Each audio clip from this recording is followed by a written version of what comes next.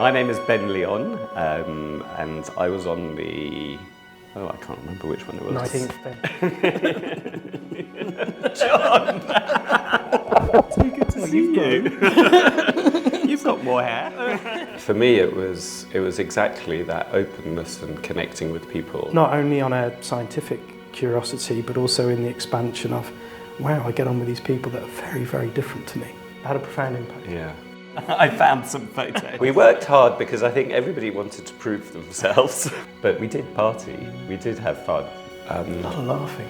I mean, to be with just students from around the world that were, you know, all different religions, all together. What united us was our passion for science and engineering. We've all got the same curiosity and passion for what they do. It was, it's life-changing, frankly.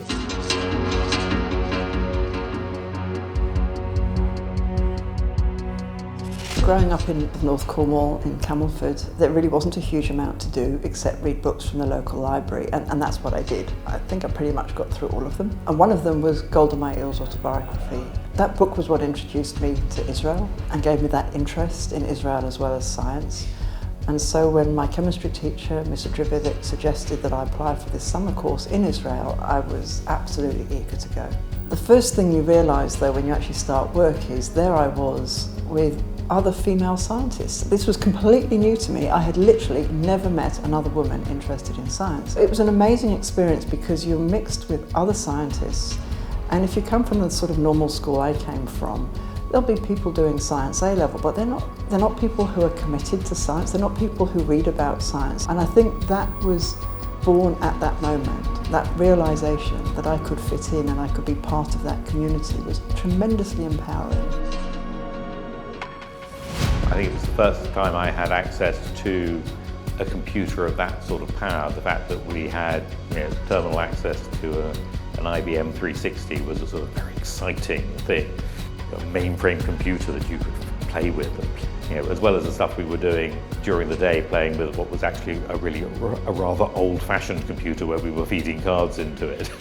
It was just incredible to be exposed to pure science at such a formative time in my life. How's that? Oh, That must be from Masada, I think. That's Engedi. Engedi, yeah. Oh look, there's Richard.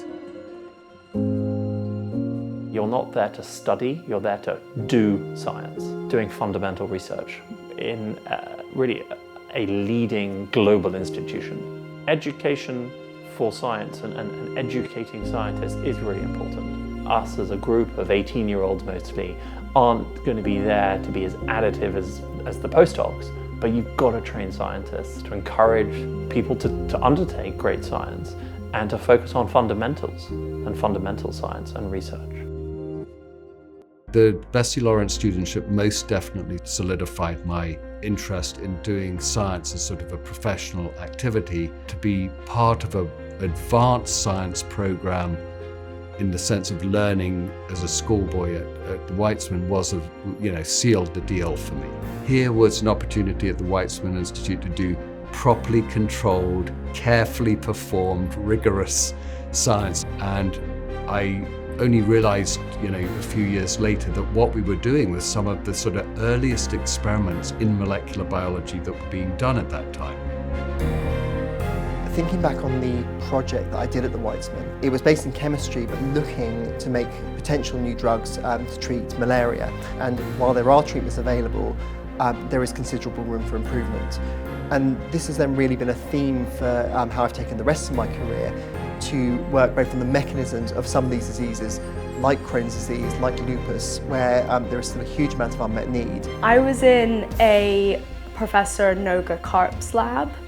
She was a neuro, sort of behavioural scientist, and her main aim was to see whether depression makes you more addicted to certain drugs. So it was a really fun project. It was the first time I've worked with animals in a lab, and it just gave me great exposure to what life in research is like, and it prompted me to always continue research kind of on in my career. When you go to the Weizmann, what you see is unbelievable facilities, the latest laser, the latest ginormous microscope. And when you think about it, we're giving 17-year-olds permission to go in and play with this world-class equipment, and that's something they'd never get anywhere else.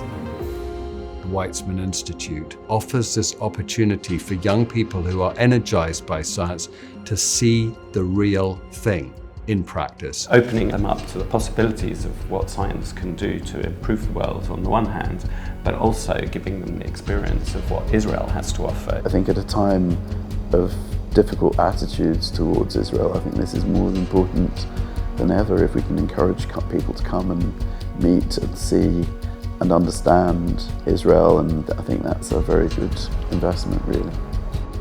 To have something like this that is funded is a great opportunity for people, and it's an opportunity that, you know, I would say to somebody who's interested, grab it if you can. It's about giving the best kids the best opportunity to do the best science.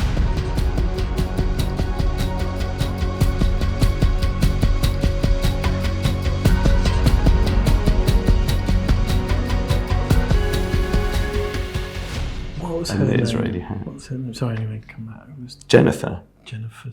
Was No, it Jennifer? no, that wasn't Jennifer.